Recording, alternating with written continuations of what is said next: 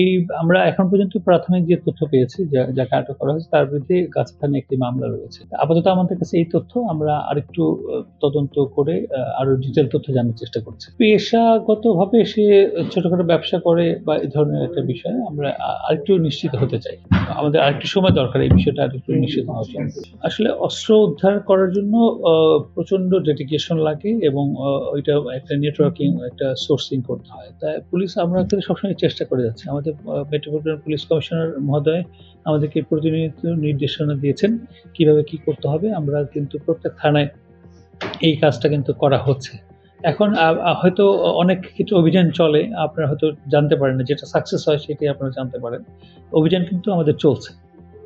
এই অবৈধ অস্ত্র উদ্ধার আমাদের একটা বড় ধরনের প্রায়োরিটি নির্বাচনের কে নির্বিঘ্ন করার জন্য। আমরা সেই অভিযানটা প্রতিনিয়ত চালিয়ে যাচ্ছি।